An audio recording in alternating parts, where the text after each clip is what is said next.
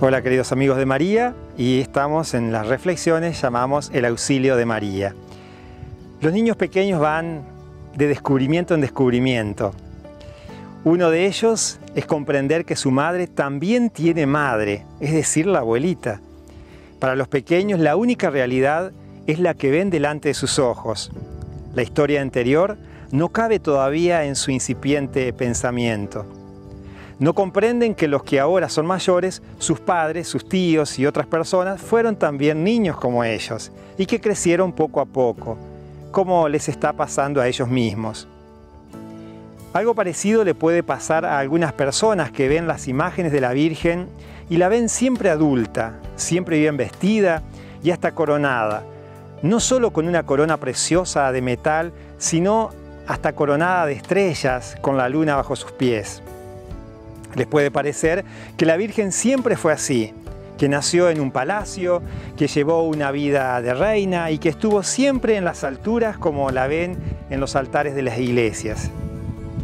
De ese modo se la deshumaniza, no se la deja tocar tierra y lo que es peor, se destroza el plan de Dios sobre ella. Hay que recordar una frase del Concilio Vaticano II sobre la Virgen. Dice, María avanzó en la peregrinación de la fe. Por lo tanto, la Virgen fue niña, muchacha, joven, se casó, tuvo un hijo por obra del Espíritu Santo y debió cuidar de su esposo y del niño Jesús en su niñez, en su juventud, en su edad adulta, como hacen por supuesto las madres de familia. Y Jesús fue un hijo maravilloso y al mismo tiempo difícil porque la Virgen no podía comprender el misterio de su hijo, que el mismo Dios había puesto en sus brazos.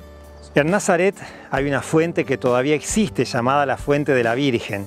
En aquel tiempo era la única fuente del pueblo, un pueblo pequeño en el que todos se conocían. Por lo tanto, con toda seguridad, la Virgen María iba a buscar agua a esa fuente, ya que por supuesto en ese entonces no había agua corriente en las casas. En ese contexto, vamos a poner la frase del concilio. La Virgen avanzaba en la peregrinación de la fe. María era una persona humana, como nosotros. Es hermana nuestra y por lo tanto limitada. Por eso, podía avanzar. Pensemos en el número más grande que podamos imaginar. Por más grande que sea, siempre le podemos sumar uno más o multiplicarlo por el mismo.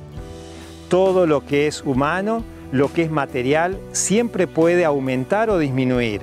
Solo Dios es infinito, no tiene principio ni fin, no puede aumentar ni disminuir. Hay personas a las que la Iglesia llama santos, a la Virgen la llamamos Santísima, porque es la persona más santa que hubo y puede haber. Porque también ella, como nos enseña el concilio, avanzaba en la peregrinación de la fe, cada vez más santa. Cuando el ángel le anuncia que sería la madre de Jesús, ella respondió, «He aquí la esclava del Señor, hágase en mí según tu palabra». Cuando San Pablo predica en la sinagoga y recuerda la historia del pueblo judío, el pueblo elegido por Dios, al hablar del rey David afirma, «Según lo prometido, Dios sacó de su descendencia un Salvador para Israel, a Jesús». La descendencia, o mejor, el descendiente de David fue Jesús. Aquí aparece la madre, que por voluntad de Dios engendró a Jesús. Él es descendiente de su madre. Así María entra en primer plano en la historia del pueblo judío, o sea, en la historia de la salvación.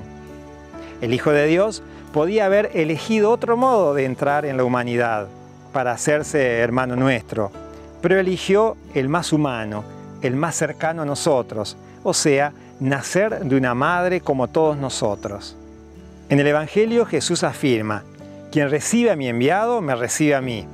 O sea, si yo recibo a un enviado de Jesús, el obispo, el sacerdote o cualquier persona a que Él me envía, estoy recibiendo a Jesús mismo.